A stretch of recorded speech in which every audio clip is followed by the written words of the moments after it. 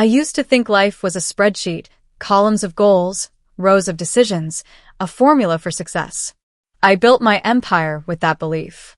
Each cell filled with hustle, each page drenched in sweat. But nothing, absolutely nothing, prepared me for the moment my son looked up at me and whispered, "Daddy, that waitress looks like Mommy." We were sitting in a small roadside diner. Booth cushions torn, laminated menus sticky, from syrup and thyme. The kind of place no one would ever imagine a billionaire sitting in. But I wasn't always a billionaire. And that day, I wasn't chasing a deal. I was just a dad, road tripping with my son after a charity event. My son, Elijah, 6 years old and infinitely wiser than his age, pointed toward a woman behind the counter. His voice was soft, almost reverent. "Daddy, is that Mommy?" The spoon in my coffee cup trembled as I looked up. And I saw her. Emma. Her back was turned, pouring coffee, her hair pulled up in a messy bun, strands escaping in all directions. But I'd know her posture anywhere. I'd know those hands, that grace, that quiet strength, even in a different universe. I hadn't seen her in 6 years. And now, here she was, alive, well, and completely unaware that the man she once loved and the son she gave birth to were sitting 20 feet away. For a moment, I forgot how to breathe. But before I tell you what I did next, let me tell you who I was before I lost her, and who I had to become to even deserve the second chance. I was born in a place no one wants to remember. East Ridge, Pennsylvania. A town full of busted factories, shut-down railroads, and abandoned dreams. My mother worked 2 cleaning jobs to keep the lights on. My father was a mechanic who smelled like grease and menthol cigarettes and never said much unless it was about cars or bills. We didn't talk about dreams. Dreams were for people with insurance and summer vacations. But I had one secret love: computers. I still remember the first time I touched a keyboard. I was 9. It was in a public library that smelled like old paper and mildew. I didn't even know what I was doing. But when the screen lit up, I felt something I hadn't felt before: control. In a world where nothing made sense, coding made sense. By 13, I was fixing broken laptops for my teachers. At 15, I was selling small programs to local stores, inventory trackers, automated billing systems, nothing fancy, but enough to buy my own secondhand computer. At 17, I got my first taste of real money. I sold a chatbot algorithm for $500 to a guy who flipped it for $20,000. I was furious, but also obsessed. I wasn't mad at him. I was mad at myself for not thinking bigger. I never went to college. Not because I didn't want to, but because I couldn't afford it. My father died the week I graduated high school. A stroke. No insurance. We had to crowdfund his funeral. I took 3 jobs: day shift at a shipping warehouse, night shift as a dishwasher, and freelance programming gigs in every free second. I lived on peanut butter sandwiches and vending machine coffee. And that's when I met her. Emma. It was in a copy shop. I was printing resumes. She was copying lab notes. She wore a scarf with tiny sunflowers on it. I complimented it. She smiled. We talked. And then we kept talking. She was studying biochemistry at a local community college, working nights at a bookstore, volunteering at a shelter. She had this quiet passion, this warmth that made everything around her feel less heavy. We started meeting every Sunday at the park. I told her about my coding projects. She told me about her research on autoimmune diseases. I loved how her mind worked. She didn't care about money, fame, or titles. She cared about impact. She challenged me to build something that helped people, not just made money. She didn't want the world, just someone who wouldn't give up on her. We moved into a studio apartment together. Shared everything. Our food, our fears, our failures. I started developing a productivity app designed for remote teams, codenamed Collab Suite. She helped me research UI psychology, even though it had nothing to do with her major. I coded until my fingers hurt. She edited my pitch decks, made me tea, and reminded me to sleep. When I launched the beta version, we had 74 users. A month later, 4,000. 6 months later, 80,000. I got my first investor call while we were making spaghetti in our cramped kitchen. I thought it was spam, but the voice on the other end said, "We're prepared to offer $1.5 million for a 20% stake." I dropped the phone into the sauce. What followed was a whirlwind. Investment, scaling, hiring, offices, contracts, lawyers, late nights, time zones. I was suddenly flying to San Francisco, Berlin, Dubai. I shook hands with billionaires, signed deals in penthouse suites, and gave TED Talks in suits I couldn't pronounce. But with every milestone, I saw Emma less. She got pregnant. I promised I'd slow down. I didn't. She asked if we could move to a quieter place, maybe somewhere green where Elijah could grow up with nature and not skyscrapers. I said we'd talk about it. We never did. She gave birth while I was at a tech summit in Singapore. I missed it. My own son's first breath, and I wasn't there. I sent flowers. A personal chef. A night nurse.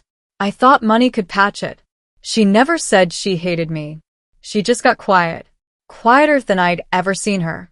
Then one day I came home and she was gone. No note. No message. No trail. Elijah's crib was there. But she wasn't. I searched. Hired investigators. Pulled favors. Checked hospitals, shelters, travel records.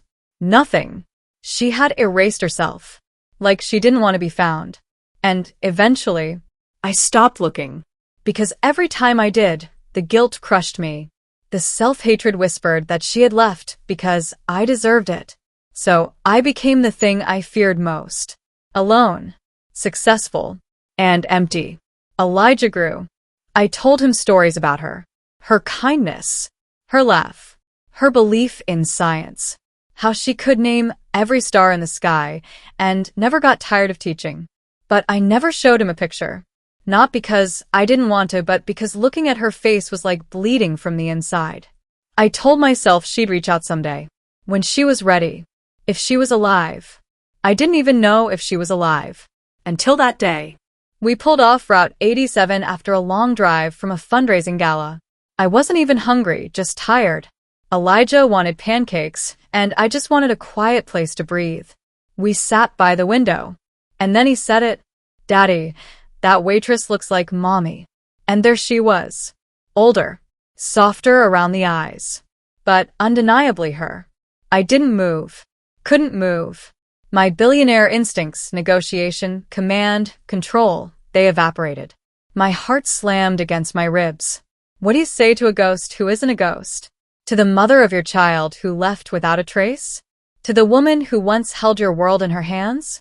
She hadn't seen us yet. She was just serving coffee. Smiling. Living a life far from the one I had offered her. And in that moment I wondered, had I ever really known her? She still hadn't turned around.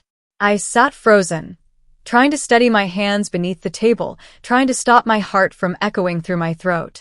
Elijah, meanwhile, was dipping his pancakes into syrup, innocent and unaware of the avalanche building inside me. He kept glancing back at her, casually, curiously. "Is it her, Daddy?" he asked again, mouth sticky with sugar. "Is it really Mommy?" I opened my mouth, but no sound came out. How do you tell your child that the woman he's pointing at, the woman you once would have given your soul for, was the same person you lost to silence and time? I didn't even answer him. I stood. I told Elijah I was going to the restroom. He nodded, too distracted by whipped cream and waffles to notice the storm I was walking into. I took a longer path, circling the counter where she worked. As I stepped closer, the memories came like crashing waves, her laugh under blankets, the way she hummed while folding laundry, the smell of cinnamon in her hair. She turned, finally, and she saw me. Her hand slipped slightly on the coffee pot. She didn't drop it. She didn't scream. She didn't cry. She just stared at me like I was an old photograph someone found at the bottom of a forgotten drawer. "Emma," I whispered. Her breath caught. Her lips trembled for a second, and then steadied. "Liam," she said, like the name still hurt her mouth. Neither of us moved. It was like the world held its breath. "I didn't expect to see you here," she said, finally breaking the silence, her voice measured, guarded. I didn't expect to see you ever again, I replied. Her eyes flicked toward the booth where Elijah sat, now playing with his napkin. She didn't ask right away, but I knew she wanted to. Is that? She began. Yes. My voice cracked. That's Elijah. She nodded slowly, and I watched 1,000 thoughts flash across her face. Regret. Pain. Longing. But most of all, fear. I didn't leave to hurt you, she said. I know, I replied. And I did know. Deep down, I had always known she wasn't trying to punish me. She was trying to survive. To protect herself. To escape something she couldn't name anymore. I couldn't raise him in your world, Liam, she said. The jets. The deals. The interviews. The headlines. I was suffocating. And I was scared he'd grow up chasing the same ghosts you did. I felt that like a punch in the gut. Because she was right. I asked if we could talk somewhere private. She hesitated. Then nodded. A waitress offered to cover her shift break. Emma led me to the back alley behind the diner, near the dumpsters and the scent of burnt oil. Not the kind of place for reunions, but somehow fitting.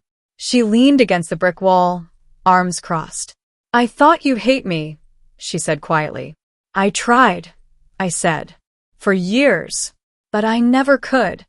We stood in silence again, the kind that says more than any screaming match ever could. You had everything, Liam. And still you kept chasing more. I didn't want our son to grow up thinking love was a race or that presence could be replaced with presence. I didn't know how to stop, I said. I thought I was building something for us. I didn't realize I was building something that made you feel like you didn't belong. Tears welled in her eyes, but she blinked them back. I reached out once, she confessed. A letter. I sent it to your assistant. I don't think it ever reached you. My chest tightened. I remembered firing that assistant months later for stealing documents and mismanaging emails. It was very possible Emma's letter was one of the casualties of that chaos. And just like that, the distance between us felt even crueler. I've been living here for 3 years, she said. Quietly. I teach part-time at the community center. Wait tables to make ends meet. Why didn't you ever try again? I asked. She looked away. Because I thought you moved on. Because I thought it would hurt Elijah more if I reappeared just to disappear again. I didn't want to be a ghost he could never touch. He knows about you, I said. I've told him stories. But I never showed him your face. She turned to me, eyes red. Why? Because I couldn't look at you without breaking. For the first time, her hand reached out. It wasn't a romantic touch. It was soft. Almost like 2 old wounds meeting again after years of healing in different directions. I want you to meet him, I said. She froze. I mean, if you're ready. He deserves to know you. The real you. She bit her lip.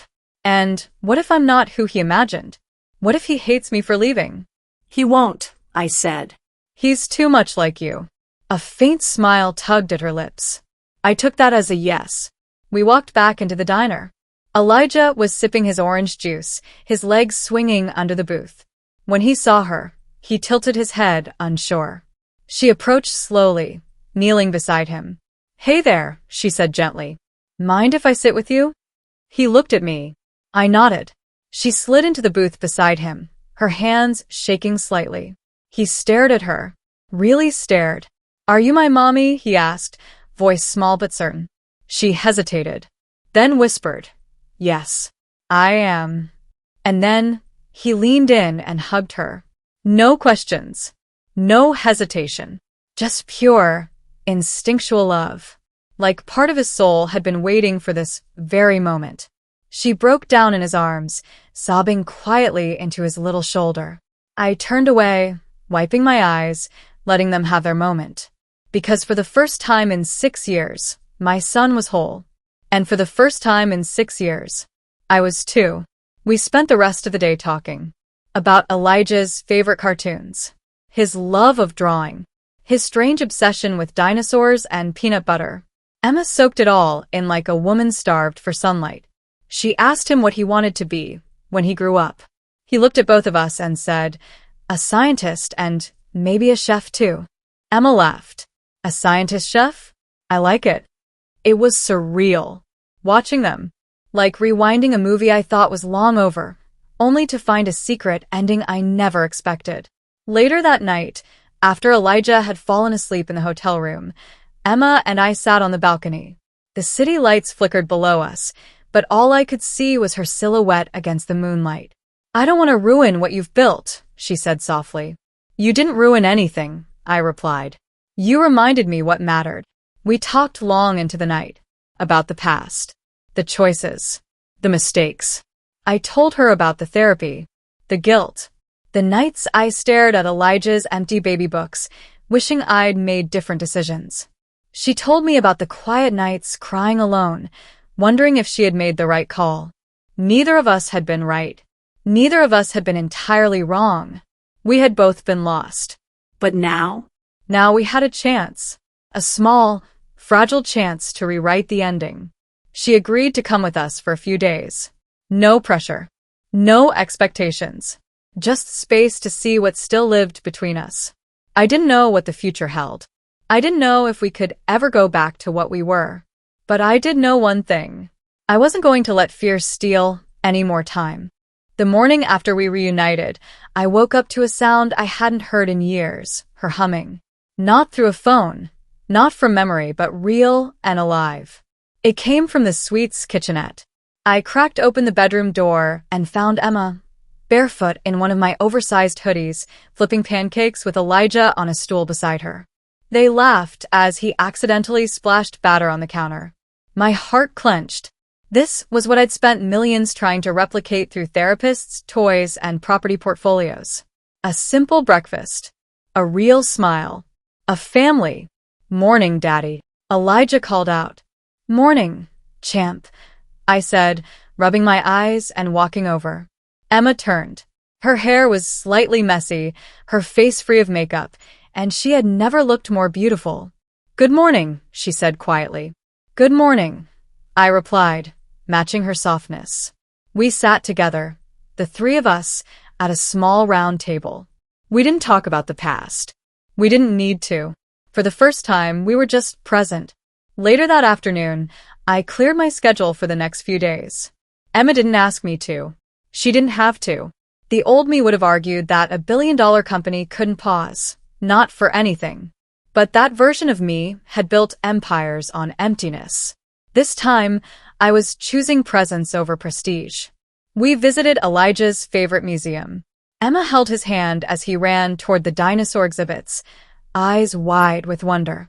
I watched them interact, the way they instinctively fit together like two puzzle pieces that had never truly been apart. "He looks like you," I told her. She smiled. "But he's got your stubborn chin." "And your heart," I added.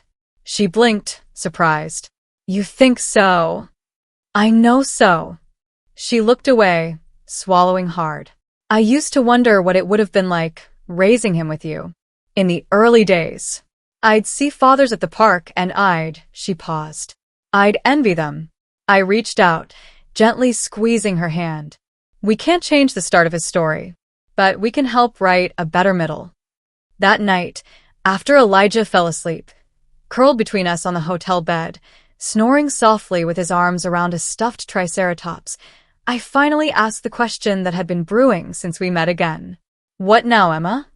She didn't pretend not to understand. She sat up, pulled her knees to her chest, and stared out the window. "I don't know," she said honestly. "I've built the life. Small, but steady. I have friends. I'm part of something. I've worked hard to be okay on my own." I nodded. "I'm not trying to rescue you." "I know," she said. "That's what scares me. You're not the same Liam I left." "What if we don't try to go back?" I asked. "What if we build something new from here?" She looked over at Elijah. "He's the only thing that ever made sense. I want what's best for him. So do I." She looked at me. "Are you sure you can slow down? Really slow down? Step away from the noise."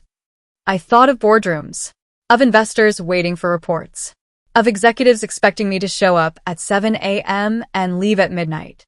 Then I thought of Elijah's tiny arms hugging Emma this morning, of his joy when she tied his shoes, of his voice in the car saying, "I hope Mommy comes home with us." I can, I said. For him. For you. For me. 3 days passed in what felt like minutes. Each moment stitched together old wounds. We cooked together. We went to the zoo. Emma read bedtime stories while I lay beside them both, wishing time would freeze. But reality always comes knocking. Emma's phone buzzed during breakfast on the 4th morning. Her manager from the diner was asking if she was coming back. She looked up unsure. I need to go in, Liam. I can't just disappear from my life. Of course, I said. We'll come with you. She looked surprised. I want Elijah to see where you work, I added. He should know both of our worlds. The diner was different now. Or maybe I was. Emma walked in first, apron in hand, tying it behind her back like she had done it 1,000 times. Customers waved, and a few elderly regulars lit up at the sight of her. Elijah clung to my hand as we sat at her usual booth. He watched her move with awe, like she was a superhero in an apron. After a while, he got curious, slid into the kitchen with her. She gave him a hat, showed him how to fill water glasses, taught him how to write down orders. And I watched him beam because he didn't care about mansions or jets or my Forbes ranking. He cared that his mother let him stir the soup. That evening, I asked Emma if we could talk. We stepped outside into the fading golden light. The parking lot was quiet. Birds chirped in the distance. I want to offer you something, I said. She raised an eyebrow. No strings. No expectations. Just a home. With us. Not as a possession. Not because you need saving. But because I want Elijah to grow up seeing what love looks like, with both of us under one roof. She didn't answer right away. I have responsibilities here, she said. A lease. A teaching program. I can't just vanish again. I'm not asking you to vanish. I'm asking you to evolve. She studied me carefully. And what about your world? Your company? I'm stepping down. Her eyes widened. What? I've already begun the transition. I'll stay on as a board advisor. But I don't need to be at the helm anymore. My purpose changed the day I found you again. She looked shaken. You'd really give it all up? I'm not giving it up, I corrected. I'm giving it meaning. The next week, we moved into a small beach house I owned on the outskirts of the city. Nothing extravagant, just clean air, quiet mornings, and room to breathe. Emma took a part-time teaching job at a local art school. Elijah enrolled in a nearby kindergarten. And I started learning how to be human again. No suits. No flashing cameras. No chauffeur. Just early breakfasts, laughter over spilled cereal, and afternoon walks where Elijah collected stones like treasure. One night, after tucking him in, I sat beside Emma on the porch. The waves whispered beneath the moonlight. She leaned her head on my shoulder. I was scared we'd forgotten how to love each other, she said. I nodded. Maybe we just needed to remember how to see each other first. She looked at me. Do you think second chances are earned? Or gifted? I think they're chosen, I said. And I choose you. Every day. She didn't respond. She just kissed me. Slow. Soft. Steady. Like we had all the time in the world now. We weren't perfect. Far from it. There were arguments. There were nights we disagreed about Elijah's routines, about parenting philosophies, even about how to fold the towels. But we talked. We listened. We grew. And for the first time in my adult life, growth didn't mean a new building or deal or business venture. It meant healing, learning, being present. Months later, Elijah's class had a parent day. He stood in front of the room, beaming as he introduced us. This is my mommy. She's a teacher. And this is my daddy. He used to be very busy, but now he's home, and we make pancakes together. The room chuckled, but I felt tears sting my eyes. That was all I ever needed. Not applause from stockholders. Not headlines about IPOs. Just my son's voice, full of pride. As we drove home that day, Elijah dozed off in the back seat. Emma reached over and took my hand. I'm proud of you, she said. For what? For choosing peace. And as I looked at her, no longer just a memory or a ghost, I realized the truth. Samadi. I never thought peace could be this loud. Not in the way we typically define noise, but in how vividly life suddenly echoed. Every day was now saturated with moments that once seemed mundane. Emma humming in the garden while Elijah played in the dirt, sunlight spilling across the breakfast table, the quiet flutter of pages turning as she read him bedtime stories. I had spent decades chasing the future. It took one unexpected reunion to teach me the joy of the now. Months passed like a slow-burning candle. I didn't return to the company. I had thought stepping back would feel like losing a part of myself, but in truth, it felt like recovering the parts one had long abandoned. The world outside still spun fast. Stocks rose and fell, markets crashed and rebounded, but for once, my world was still, grounded, whole. And then, something happened that shook everything again, but in a completely different way. It started with Elijah getting sick. A simple fever, or so we thought.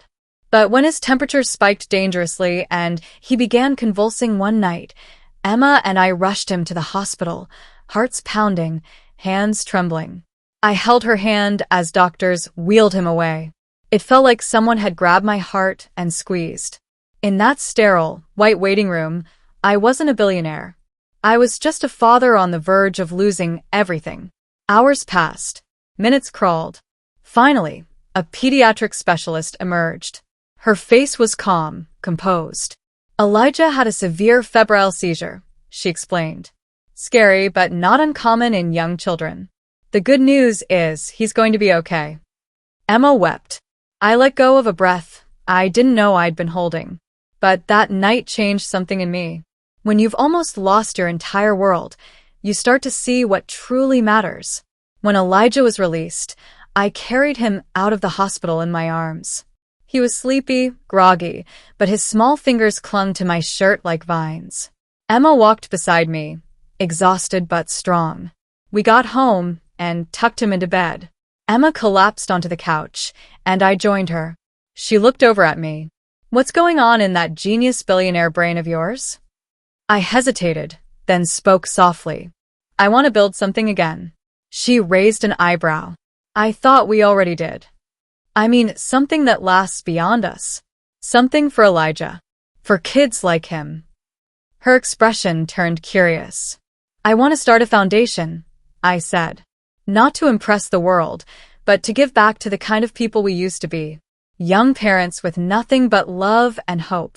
Kids without the right access to healthcare, education, protection. She stared at me for a moment. Then slowly she smiled. You mean it? I do. This time, I don't want my name on buildings. I want my impact in hearts. She leaned in, kissed my cheek. That's the man I always knew was hiding under the gold watches and arrogance. I chuckled. Guilty as charged. We named it the Elijah Grace Foundation, a tribute to the boy who brought us back together and the grace that sustained us. Emma took charge of the educational wing, building curriculum, organizing community teachers, designing mentorship programs. I handled the operations and funding. We launched clinics in low-income areas, built libraries in underserved neighborhoods, funded scholarships for young single mothers who reminded Emma of her old self. We traveled, together, to places I had once flown over in jets without blinking. This time, I walked through the dusty schools, met children with eyes full of dreams. And everywhere we went, we brought Elijah. Because I wanted him to see that true wealth was measured not in zeros, but in the lives you touch. 3 years later, on a cool autumn evening, we stood under golden trees at the ribbon cutting of a new pediatric research center funded entirely by the foundation. Emma stood beside me, holding Elijah's hand. The crowd clapped, cameras flashed. But I wasn't looking at the reporters. I was looking at my son, beaming, proud. And my wife. Yes. My wife. Because a year after we rebuilt our lives, I proposed again. Not with fireworks or helicopters. Just a walk on the beach, Elijah skipping rocks nearby, and me dropping to one knee with a simple band in hand. Emma cried. She said yes. We married in a small chapel by the sea with only a few close friends, Elijah as our ring bearer. It wasn't extravagant. It was real. Now, every day is filled with simple joys. Saturday morning pancakes are tradition. Every night, Elijah says 3 things he's grateful for before bed. Emma paints again, something she hadn't done since we were kids. I coach entrepreneurship classes for young men with no fathers. Tell them the truth. The real journey. That success isn't built in corner offices. It's formed in grit, humility, forgiveness, and love. One evening, after dinner, Elijah looked up at me. "Daddy," he asked, "will I be rich like you one day?" I smiled. "You're already rich, buddies." How? "Because you have love, and purpose, and the courage to start again if you fall." He nodded, eyes thoughtful, as if he already understood.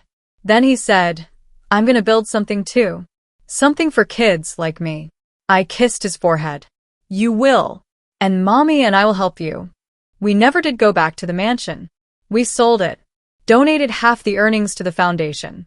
The rest we used to build a new family home, a modest, sunlit house nestled near a quiet forest trail with enough space for Emma's studio and a swing set in the backyard. Happiness, I've learned, isn't found in marble floors or crystal chandeliers. It's in sticky fingers at the dinner table, spontaneous hugs, and whispered, "I love yous" when the world is asleep. Looking back now, I see every twist of fate for what it was, a lesson. Losing Emma wasn't punishment. It was preparation.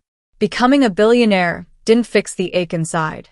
But losing everything I thought I needed helped me find everything I truly wanted.